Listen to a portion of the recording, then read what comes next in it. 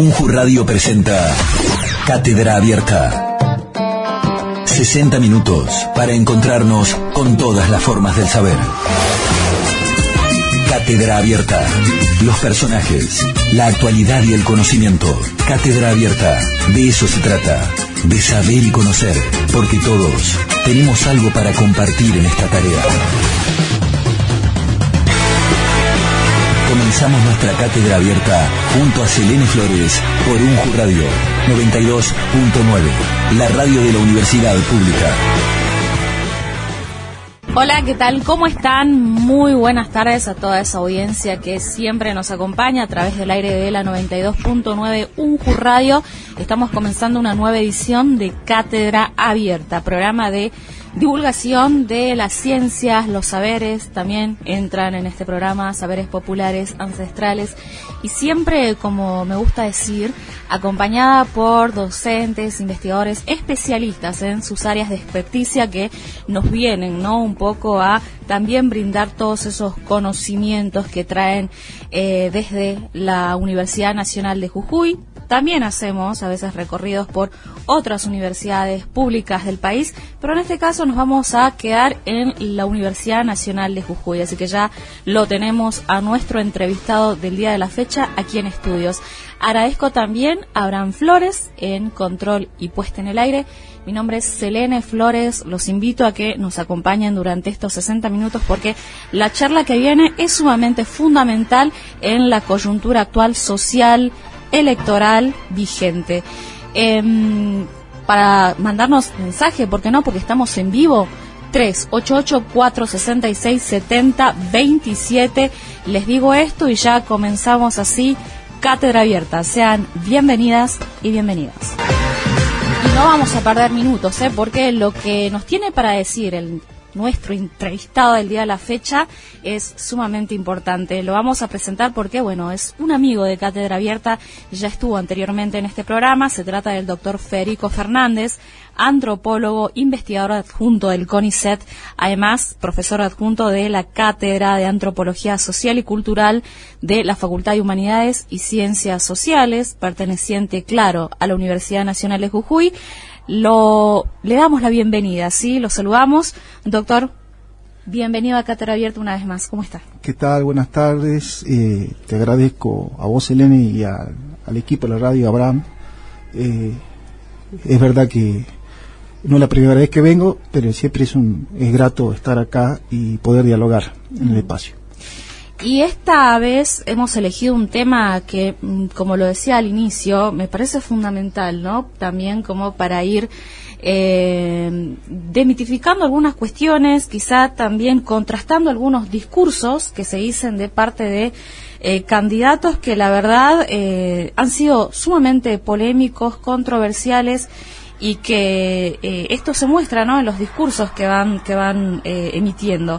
Por eso, el tema de hoy, ¿cuál es, doctor? Le voy a dar la palabra para que usted pueda presentarlo. Bien, digamos, la charla de hoy se titula de alguna forma Apuntes en torno a las falacias libertarias, que tiene que ver con la idea de moda y que, digamos, en realidad, digamos, pensé esta charla a partir de la lectura de un libro que salió este año, el 2023, que lo compré hace 3 semanas atrás, justo estaba en Buenos Aires en un curso de más, que se titula Falacias libertarias, cómo evitar caer en la estafa de moda, que es de la edición Siccus, y que lo escribe un economista argentino recibido en la Universidad Nacional de Buenos Aires, que es Guido Agostinelli. Bien. La verdad que yo elogié el libro antes de comprarlo y me pareció muy interesante. Después lo leí y creo que es muy didáctico, muy recomendable, sobre todo para aquellos que no somos economistas, especialistas en el tema,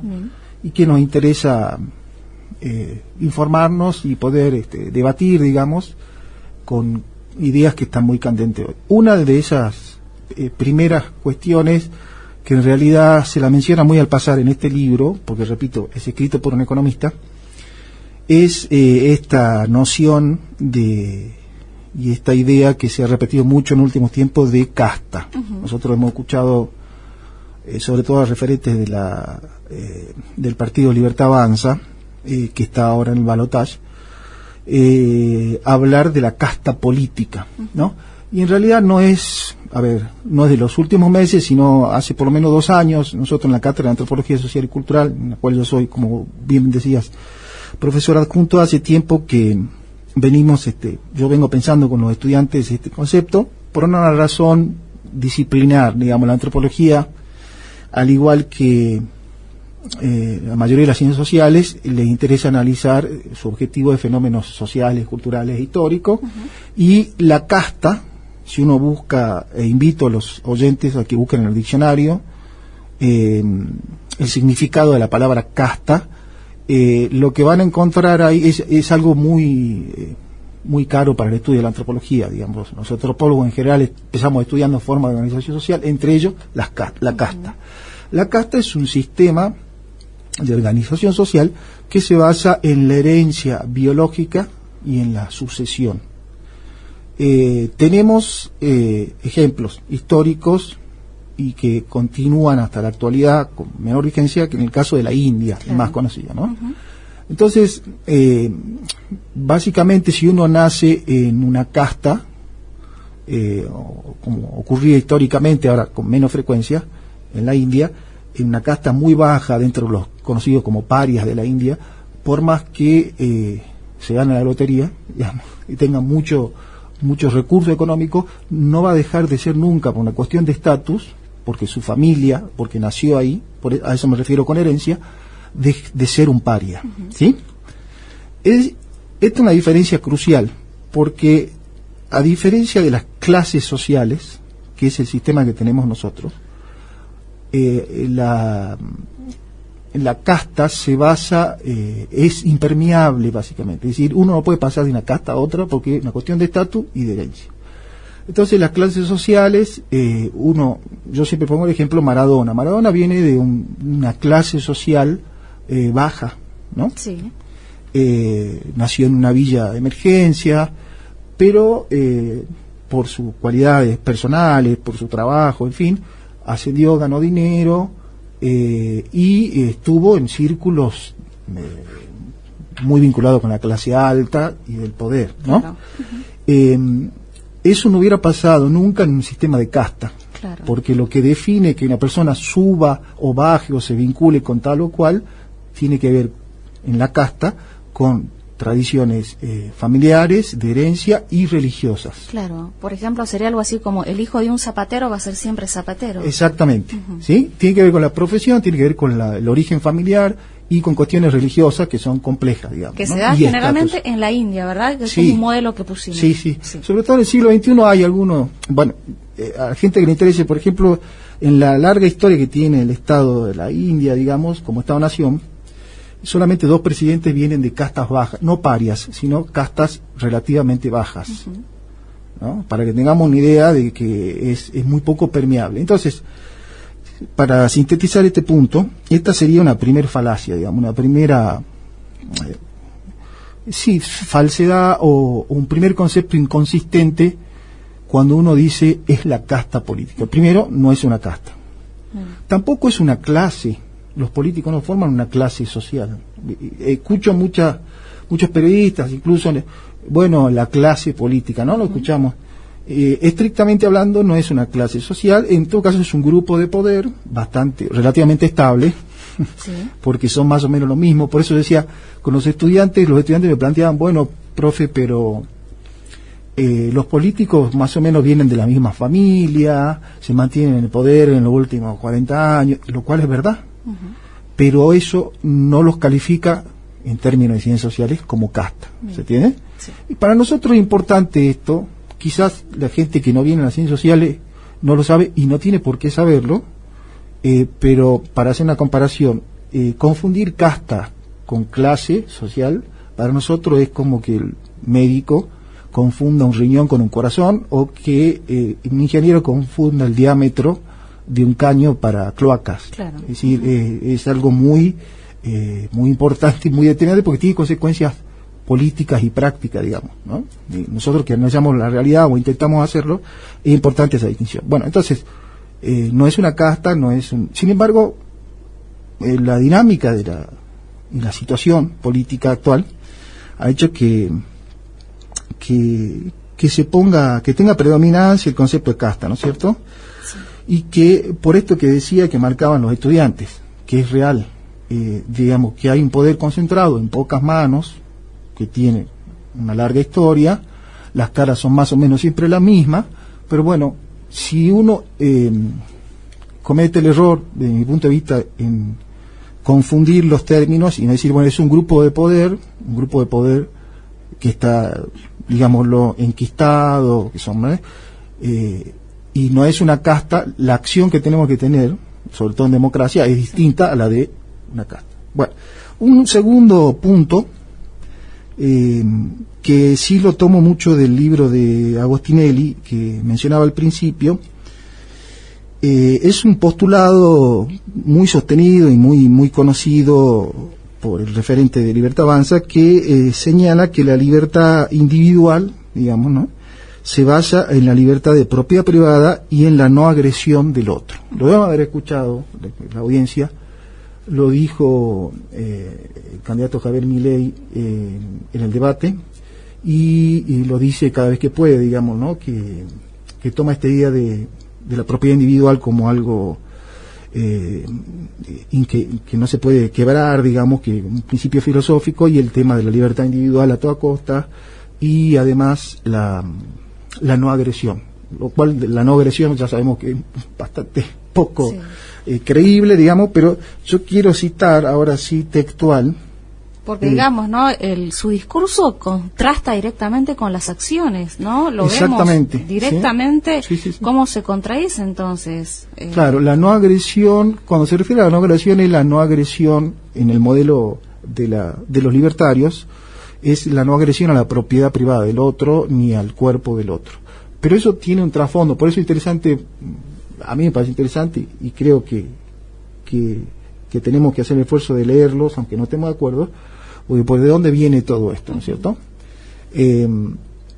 Hay que hacer una breve distinción, un tema muy complejo que los economistas lo manejan seguramente mejor que yo, entre la política liberal o los postulados del liberalismo económico y los postulados de libertarios. Son dos cosas distintas, digamos, ¿no? Eso, de hecho, es conocido ahora panelista, pero economista de origen, Maslatón. Sí. Él es uno de los principales fundadores, militantes en realidad del Partido Liberal, ¿no es cierto? Y tiene ahora diferencias grandes con el candidato libertario, ¿no? Claro. Por cuestiones teóricas y prácticas, ¿no? Porque, es decir, los libertarios no adhieren estrictamente a los que los liberales adhieren, pero eso merece una charla. Otro capítulo. Sí, otro capítulo. Yo quería leer algunos apuntes, como se llama la charla, sobre, acá dice, el autor dice, si bien actualmente hay un auge de estas ideas, idea libertaria, digamos, debido a la frustración y al descontento social, lo que decíamos al principio, lo cierto es que no son nuevas, ¿no? Murray, que además Murray Rothbard, que además Murray creo que es el nombre de uno de los perros de Javier Milei, fue el padre del libertarismo moderno. En 1949 comenzó a escribir sobre el anarquismo de propiedad privada, que más adelante denominó anarcocapitalismo, basándose en liberalismo radical, una tendencia política y religiosa que apareció en la década de 1850, por eso decimos que están de moda pero no son nuevas, la cual criticaba al Estado y su legitimidad. Son ideas recicladas, ¿no? Son ideas recicladas y muy poco aplicables, casi de forma inexistente, diríamos, y muy mal vistas en el mundo académico, incluso entre los economistas. Esto hay que decirlo. Yo no soy un especialista en el tema, pero digamos, lo poco que leí, acá por ejemplo dice, Rothbard aseguraba que cada hombre primero tenía que establecer el derecho absoluto a la propiedad privada de su propio cuerpo, y segundo, de los recursos naturales que nadie utilizó previamente y que puede transformar mediante su trabajo. Cuando uno lee esto se explica esta idea que aparece muy alocadamente de privatizar los océanos o las ballenas, ¿no? Que lo plantea el hijo de Venegas Lynch. Entonces, quizá un punto más crítico para no hacerlo tan largo, la cita que hace este autor sobre el libro La ética de la libertad, que es de Rothbard, que dice lo siguiente en su horizonte libertario, ¿no es cierto? Dice, si un padre puede tener la propiedad de su hijo dentro siempre del marco de no agresión y de libertad de abandono de hogar, puede transferirla a terceros,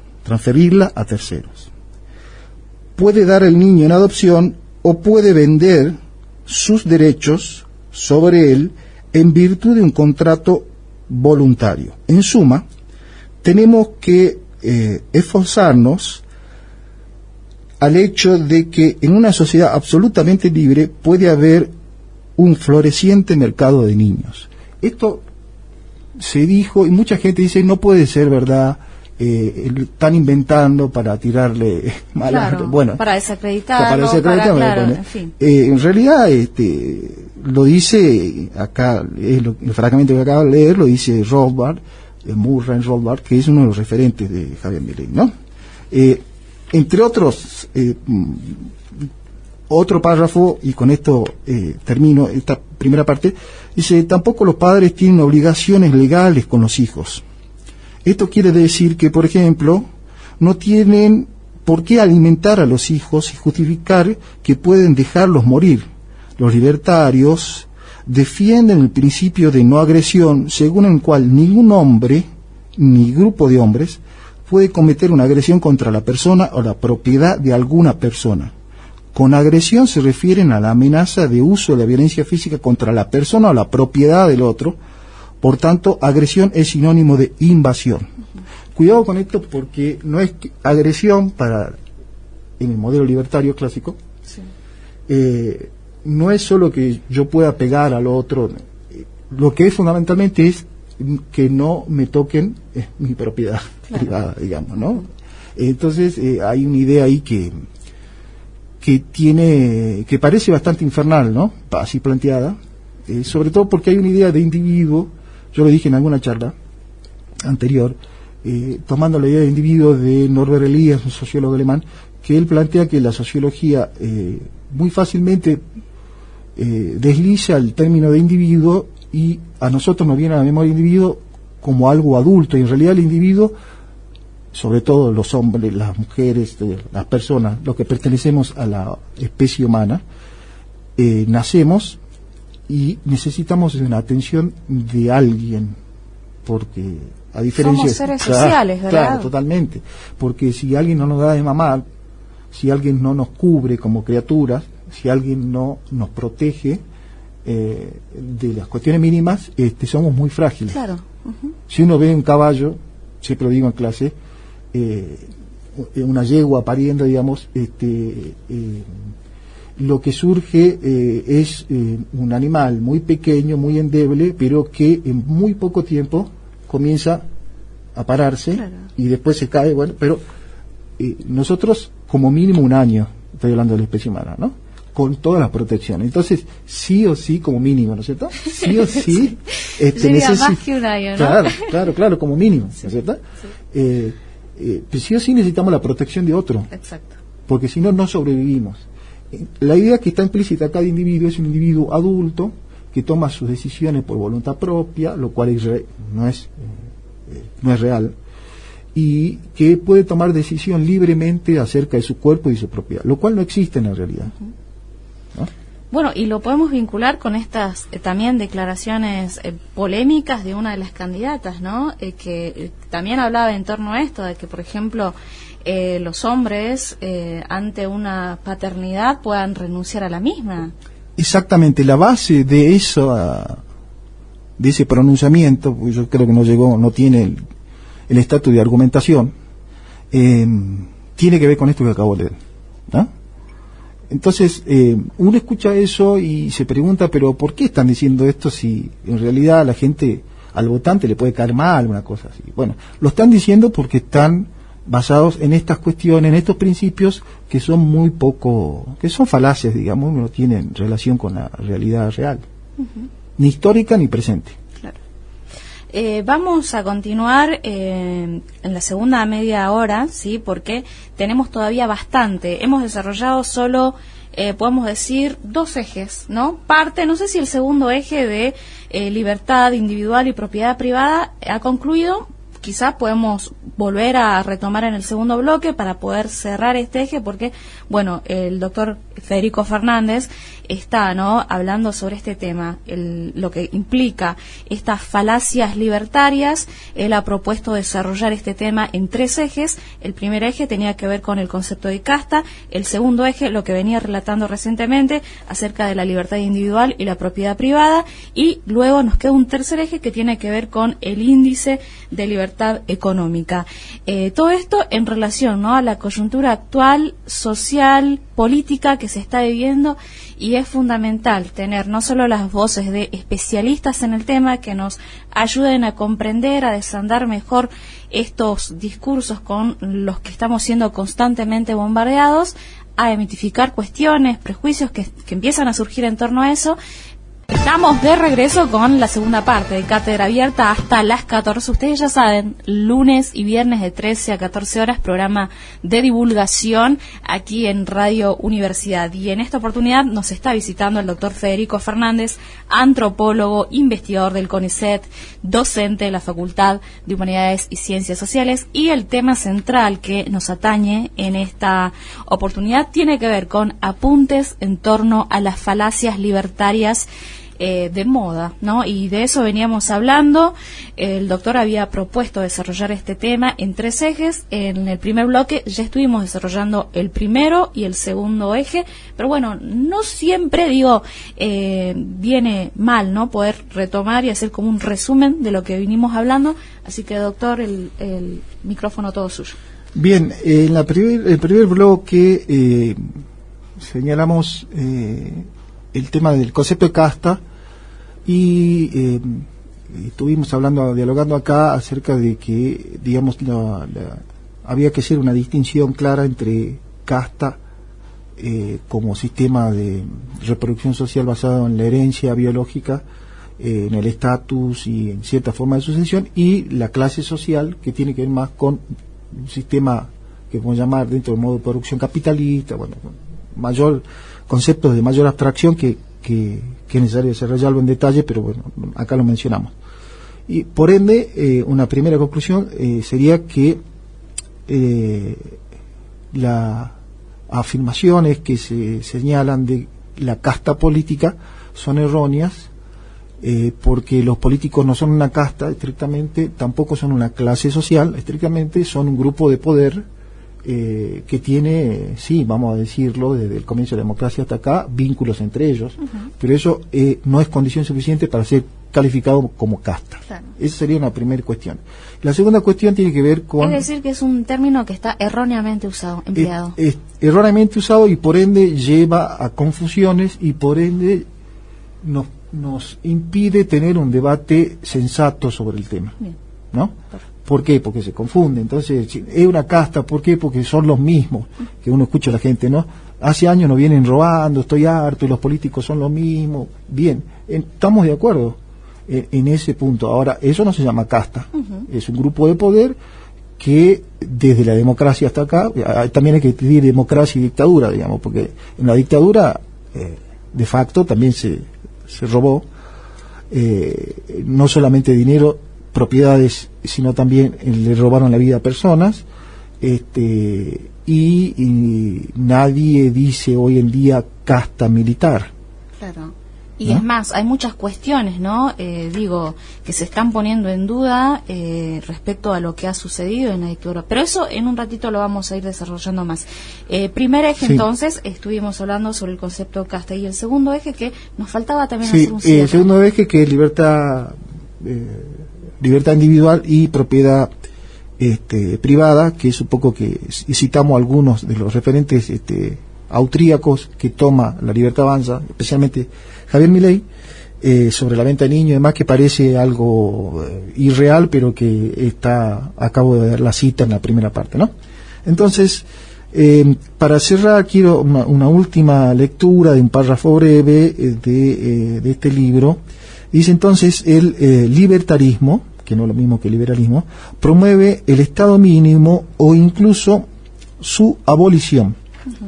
Se opone a cualquier forma de asociación no voluntaria y, en general, promueve el libre mercado en oposición al capitalismo corporativo. Como expresamos anteriormente, el libertarismo moderno se originó en la década de 1950 y está inspirado en diferentes filósofos anarquistas o liberales clásicos, incluidos los de la escuela austríaca. Digamos, hay una distinción que acá no se la hace. Yo he leído bastante sobre anarquismo, digamos, y efectivamente hay una propuesta anarquista individualista, pero que no tiene nada que ver con los austríacos, ¿no? Y la que más ha predominado y predomina es el anarquismo de carácter colectivista, ¿no? Bien. Bueno, pero eso implicaría otra discusión. Entonces, si estás de acuerdo, Selene, pasamos al tercer eje, que en realidad está en el capítulo 2 de este libro. Recordemos que la charla se llama Apuntes sobre este libro de economista argentino, que en el capítulo 2 de este libro se titula El libertarianómetro. Bien. ¿No? Para medir ¿cuán libertarios son. Claro. ¿Qué países están dentro del ranking, según los libertarios, sí, mejor posicionados? Nosotros también hemos escuchado, los oyentes seguramente que miran y escuchan los distintos medios, que el candidato a la Libertad Avanza ha planteado, lo viene planteando desde hace mucho tiempo, que los países que mejor le van, los más exitosos, son los países más libres. ¿A qué se refiere con eso? Se refiere a este índice de libertad económica. Más libres económicamente, que no es lo mismo que hacer lo que uno quiere, ni como quiere, no, libertad económica. Bueno, ahí hay una tercera falacia o argumentación bastante endeble, ¿no es cierto? Porque el índice de libertad económica, lo quiero señalar acá, como dice acá el autor, dice el puntaje general de cada país, cómo surge, ¿no es cierto? Sí. Dice: surge un promedio simple de 4 aspectos que a su vez son evaluados por 3 indicadores: la regla de la ley medida a través de derecho de propiedad, la efectividad judicial y la integridad del gobierno, el tamaño del gobierno, evaluando según la cara fiscal, el gasto público y la salud pública, ¿sí?, la eficiencia regulatoria calculada a partir de las libertades para hacer negocios, trabajar y operar financieramente, y por último la apertura de mercado, evaluado en función de los grados de libertad financiero para comerciar e invertir. Bueno, es un promedio bastante endeble, digamos. Hay una cuestión técnica que sería imposible desarrollarla en este tiempo, por eso recomiendo la lectura del libro, sí, pero el que están en un puesto número 1, vayamos directamente al ranking, sí, es Singapur. El estado de Singapur tiene actualmente alrededor de 6 millones de personas. Nosotros tenemos 47 millones, claro, hay que aclararlo. Y forma parte de los países que están dentro de la porción surasiática, digamos, ¿no? Que en los 90, a finales de los 90 se conocían como los tigres asiáticos, ¿no? Digamos, el tigre asiático. Nosotros, los oyentes, nosotros debemos recordar, hasta el día de hoy incluso, toda esa manufactura que dice Made in Taiwán, China, Malasia, de Oriente. Claro, exactamente. Viene en general de esos lugares que tienen un muy bajo costo. Ahora, ¿por qué, tomando estos criterios que figuran en el libro, está en número 1? Porque invito a los oyentes que entren a cualquier página de internet. Se tiene muchísimas dudas sobre el índice de pobreza de Singapur porque no se lo conoce. Y hay un dato que no es menor, que tiene un Producto Bruto, digamos, tienen un ingreso per cápita alto, sí, pero la moneda es el dólar se conoce como el dólar de Singapur, ¿no? O sea, no tienen peso propio. Claro. Comienzan, en realidad, a mediados del siglo XX, tiene independencia, digamos, como Estado dentro de la Federación de Malasia, pero, digamos, hay un punto que a mí me llamó mucho la atención, que es que gobierna el mismo partido, Partido de Acción Popular, desde 1949. Ya que estamos hablando de Castor. Es decir, ese es el modelo. Gobiernos que se eternizan en el poder. Totalmente. El mismo partido desde 1949, con un Estado parlamentario, que no es el mismo que el nuestro, en fin. Bueno, Milei, ¿no? El candidato libertario en algún momento en el primer debate dijo, si me dan 20 años puedo llegar a convertir en Argentina en Alemania, o si me dan 35 años en Estados Unidos o algo así. Nombró a esos dos países, ¿no? Exactamente. Y justo nombraba a Alemania, que tiene una historia bastante nefasta, claro, en cuanto exactamente. Entonces, ahí uno escucha eso y dice, bueno, se confundió, quiso decir 6 años, diciendo bueno, y dijo 40. Pero cuando uno lee esto y ve que Singapur está en el ranking, en el puesto número 1 de países con libertad económica. Con libertad económica, según el índice libertario, sí, exactamente. Se encuentra con estas sorpresitas, ¿no es cierto? Pero que el mismo partido gobierna hace. Claro, doctor, ahí cuando usted decía, ¿no?, que por ejemplo son los países que exportan productos a muy bajo costo. Totalmente. ¿Y esto qué implica para los trabajadores? Esos trabajadores que hacen, ¿no?, que están allí en estas industrias. Los derechos laborales me refiero. Exactamente. Es que el modelo encaja, el modelo planteado por la Libertad Avanza y los libertarios en general, encaja muy bien en esas realidades. Es decir, muy poco ingreso para los trabajadores de bajo rango, por ejemplo, en Singapur uno puede poner un negocio en 48 horas. Por eso está en el tope del índice de libertad económica. Con 48 horas y con plata, uno puede poner.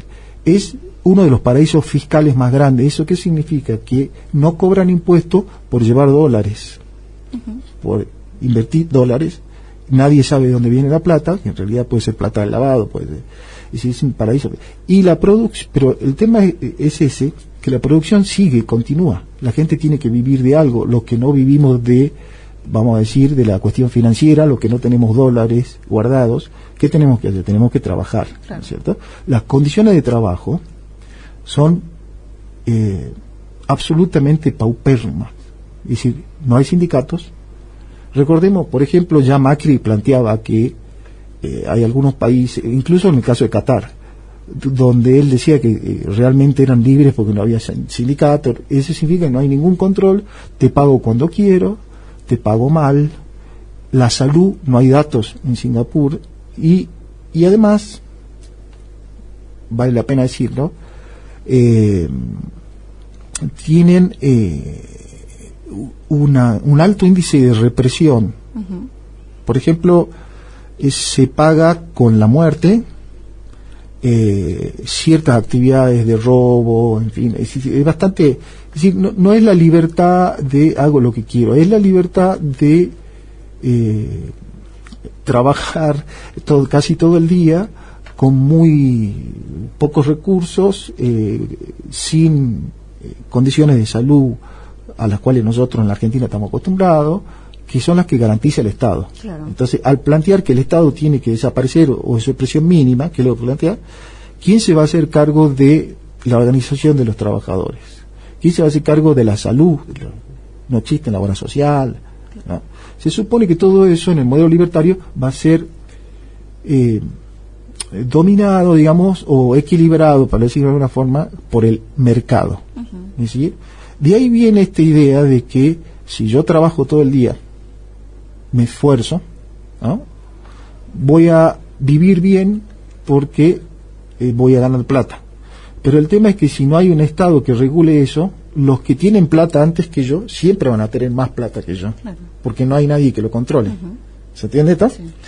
Y por último, con este eje, es la cuestión de por ejemplo, yo buscaba China, que es la segunda potencia mundial, un país enorme. China, en el índice de libertad económica manejado por los libertarios a nivel mundial, está en el puesto número 54.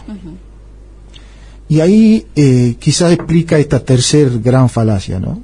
Que libertad económica es lo mejor que le puede pasar a un país. ¿Por qué? Porque China, no crecimiento ¿no? Económico, digamos, me retracto, crecimiento económico es lo mejor que le puede pasar. Lo que dice mi ley es, mientras mayor crecimiento económico, mayor libertad. China ha crecido mucho, el año pasado al 8,1%, y está en el ranking de los libertarios el número 54. ¿Por qué? Porque en China, lo que se conoce, algunos autores denominan socialismo de mercado, existe el mercado, pero existe cobertura social completa.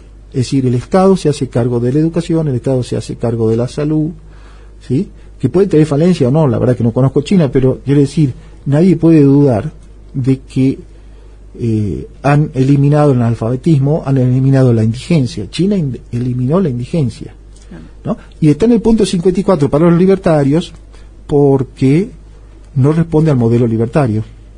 Sin embargo, es un país con gran crecimiento económico. Claro. Bien. Bueno, la verdad que es sumamente importante estos aportes que nos viene haciendo, doctor, pero ya metiéndonos a lo concreto, ¿no? A discursos por ahí que por parte de estos sectores libertarios han ido de alguna manera permeando a la sociedad poco a poco, ¿no? Y cómo se han ido poniendo en duda, cuestionando aspectos básicos de nuestra sociedad, de nuestra historia, como por ejemplo ha sido la dictadura, y algo que ha resonado mucho por estos días y que el mismo candidato libertario lo decía en el debate de los 30.000, ¿no? Cuestionando ese dato. Y por allí también basándose en, según el datos oficiales, pero que, y no solo lo he escuchado él, lamentablemente, en este último tiempo, sino también por ahí de algún colega, que me parece realmente tremendo eso. Sí, yo te agradezco la pregunta porque, como vos bien decías, en realidad creíamos que sobre esto no había discusión, pero nos equivocamos, esa es la verdad, tenemos que volver sobre. Milei dijo en el primer debate, creo, o en el primer debate, en Santiago del Estero, dijo que él tenía que empezar con el tema de derechos humanos con la verdad. Y la verdad, según él, es que hubo 8.753, si no me equivoco, casi 9.000 detenidos desaparecidos. ¿De dónde sale ese número? El libro Nunca Más, que se hace al inicio de la democracia, por la CONADEP, hace un registro. Recordemos, para quienes por ahí no están al tanto, ¿qué es la CONADEP? ¿Cómo se formó en su momento? Es una comisión, apenas asume el presidente Alfonsín, venía la democracia, es una comisión de investigación sobre crímenes de lesa humanidad, en base a denuncias, o sea, familiares que denuncian personas desaparecidas. Y además los familiares que se animaban, ¿no? Porque recordemos que era una reciente democracia. Exactamente, a eso vamos. Era una reciente democracia. Es decir, el número 8.756 o 9.000, lo que fuere, es el número que figura en las primeras páginas del informe de la CONADEP, Nunca Más, y que son las personas que denunciaron. ¿Sí? Ahora, acá esto es clave para mí, porque no es solo una cuestión de número. La dictadura militar tuvo básicamente dos caras de la misma moneda. Tenía que mostrar hacia afuera, hacia otros países, que esto no era, que tenían conflictos, que había subversión, y que de hecho lo había, pero los grupos armados, fundamentalmente en el 1976, estaban prácticamente aniquilados, y la dictadura duró 7 años, ¿no? Entonces, pasado el tiempo, ya era injustificable, ¿no es cierto?, las denuncias que podían salir hacia afuera, sobre todo a partir del Mundial del 78. Y ahí aparece el tema de la figura del desaparecido, ¿no? Entonces, no se podía decir abiertamente está pasando esto en Argentina, afuera. Pero adentro, porque no se podía hacer afuera, había una situación, lo que se conoce como la clandestinidad. Entonces, cuando Milei dice hay que empezar por la verdad, esto fue una guerra, también no es una equivocación, sino que es adrede, digamos, lo está haciendo a propósito. Esto no fue una guerra porque efectivamente a Milei le preguntan, bueno, a ver, Milei en un momento le hace una repregunta al periodista, le dice, a ver, si esto no fue una guerra, o no fueron 30.000, dice Milei, pasame la lista de los detenidos desaparecidos. Bueno, ahí está el punto. No hay lista de detenidos desaparecidos formal, porque no fue una guerra. En una guerra nosotros vemos los cuerpos, vemos los caídos y vemos la lista de los caídos. Fue terrorismo de Estado clandestino. Entonces es una cifra abierta, porque no pueden decir, y los genocidas que han muerto no lo han dicho, ¿dónde están esas personas? En muchos casos, familias enteras. ¿Y quién va a denunciar la aparición con vida de esas familias? Claro. Y además el miedo que persiste hasta hoy, porque no solo al principio de la democracia, sino que hoy, a 40 años del comienzo de la democracia, un candidato a presidente en balotaje dice estas aberraciones históricas, porque uno puede estar de acuerdo o no, pero estas son aberraciones históricas, digamos, es desconocer la realidad y subestimar a las personas, porque decir una cifra oficial, si una cifra oficial del primer informe de gente que denunció, claro, que y animaba. No fue una guerra, sí, porque fue una actividad clandestina del Estado que todavía seguimos investigando las consecuencias de eso. Así que eso vale la pena siempre recordarlo y debatir, pero con argumentos, porque si no cualquiera dice cualquier cifra y la verdad que es doloroso, sobre todo las personas que han perdido familiares, amigos, lo que fuere, y que siguen buscando los cuerpos. Claro.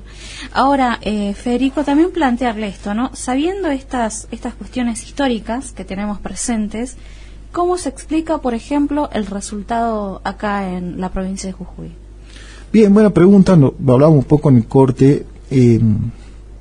Son muchos factores, es complejo, digamos, no vamos a tener una respuesta única a esto, pero a mí siempre me llamó la atención, lo charlábamos recién, que el caso de la provincia de Jujuy, si uno ve el mapa, la Libertad Avanza tuvo una fuerte cantidad de votos, porcentaje de votos en San Salvador de Jujuy, en el departamento de Belgrano, digamos, y en Perico, San Antonio y el Carmen, además de San Salvador. Bien, entonces, repito, son varios factores, pero ahí tenemos que es la población en las ciudades donde vivimos, efectivamente hay mucho malestar, ¿no? Y esta es una zona comercial, y el malestar en la cuestión económica se siente mucho, eso es así, ¿no? Pero y ahí hay malestar, más desesperación, más falta de esperanza, digamos, nos pueden llevar desde el punto de vista equivocadamente a tomar decisiones por esto que estamos tratando de entender, que son modelos que de aplicarse aquí sería realmente el infierno, ¿no? Y no nos convertiríamos ni siquiera en Singapur, porque Singapur es una población mucho más chica que nosotros, en fin. Entonces, una primera distinción para pensar es que efectivamente hay crisis, pero uno escucha también que la crisis, por ejemplo, comentarios tipo, bueno, siempre estuvimos mal, probemos con esto a ver si dejamos de estar mal. Bueno, siempre estuvimos mal, depende. Si hagamos un análisis objetivo, digamos.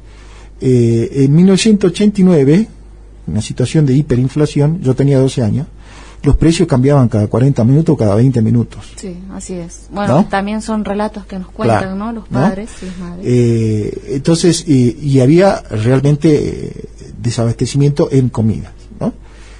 Acá cambian los precios, sí, cambian los precios, pero no cada 20 minutos, cada 40. Y un comienzo de índice de desocupación importante, pero aunque todavía en el 89 no. En el 2001, cuando vuelve a estallar este país, de otra forma, diferente al 89, había un problema de recesión, de deflación y un alto índice de desocupación. ¿Esto qué significa? Que no tenían, la familia, las personas, no tenían plata, no vivían nuestros padres, pero además no tenía trabajo. Todo el tiempo estaba en la casa, sin plata y sin trabajo y frustrado. Son cosas terribles, pero distintas a esto. Bueno, tenemos un índice de desocupación. La gente dice, yo tengo 5 trabajos y no me alcanza. Es verdad. Pero es distinto a decir, no me alcanza, no tengo trabajo y además me maltratan. No tengo contención social. Es distinto, ¿se entiende? Entonces, es difícil poner la cabeza fría. Pero lo que está proponiendo la Libertad Avanza es todo lo que tratamos acá. No es la solución. Es imposible técnicamente la dolarización, lo dicen muchas personas. No es posible eso. Y lo que sí es posible es llevar los precios al máximo para que esto explote y a ver si existe alguna posibilidad que nos convirtamos en una especie de Singapur más grande, que vengan. Sería terrible. Pero aparte, por ahí también, ¿no? Tenemos ejemplos de otros países que han dolarizado, como ha sido Ecuador, donde también, si simplemente buscamos ahí en Internet, por ahí algunos artículos de algunos medios, también te cuentan cómo es la situación que se ha ido dando producto de esta dolarización, que no ha sido tampoco la solución en cuanto a la salud, a la educación. Digamos, hay antecedentes para decir que no es algo viable esta medida. Claro, en términos económicos es inviable, pero además en términos, si se quiere, ya simbólico, de orgullo nacional, este candidato llegó a decir que el peso argentino era un excremento, porque solo piensan bajo el modelo este que acabamos de describir, básicamente. Ahora, el peso argentino, como la bandera y demás, tiene que ver con nuestra soberanía nacional, ¿no es cierto? Y hay una frase, con estos términos, que a mí me gusta mucho, de la canción que pasamos la última vez, de Calle 13, una canción muy conocida, que dice, el autor y el cantante dice, yo soy lo que me enseñó mi padre, el que no quiere a su patria no quiere a su madre, ¿no? Y yo creo que hay algo de eso en el pensamiento de Milei. No hay un amor, un afecto por la patria, por el otro, y que no son palabras vacías esto, digamos, porque la patria somos todos nosotros, ¿no es cierto? Entonces, si uno plantea, digamos, como modelo, bueno, que la gente haga lo que pueda, que los chicos, si no hay para darle comer, bueno, que se lo venda, eso no es viable en ninguna parte del mundo, tiene que ver con una deshumanización. O sea, es inviable para la especie humana un modelo así. Entonces, eso me parece que tenemos que debatirlo. Había una frase ahí que la escuché el otro día, que decían que, bueno, este candidato no es políticamente incorrecto, sino que es humanamente incorrecto. Sí, y amoral, ¿no? Porque tiene un modelo en la cabeza. No sé si buena o mala persona, la verdad que no me interesa, pero tiene un modelo en la cabeza y está dispuesto a hacer cualquier cosa para aplicarlo. Lo que estamos viendo acá en esta corta entrevista, en una hora que no lo vamos a resolver, pero lo que estamos viendo acá es que es un modelo inviable, ¿no? Esta idea de que el individuo hace lo que quiere, como puede y cuando quiere, es falso. El humano es un ser gregario, dependemos de forma determinante de quienes nos cuiden hasta varios años, para poder, incluso hasta los 40, 50, nada, digamos, para poner un poco de humor, pero quiero decir, es realmente, yo entiendo que muchas personas por la vorágine, por el trabajo, por todo lo otro, no tienen tiempo para pensar, bueno, qué es lo que se está proponiendo y está cansada y demás, pero pensémoslo seriamente, pues ya estamos viendo que hay una desvariación, digamos, en el comportamiento político y hasta personal, ¿no? Claro, ¿no? Y las contrariedades que ha ido también sucediendo en estas últimas 72 horas, digamos. Sí, ¿no? Totalmente. Sí. Eso nos tiene que hacer pensar. Exacto. Ya creo que más que visible y claro. Échale agua. Claro. O lavandina, no sé.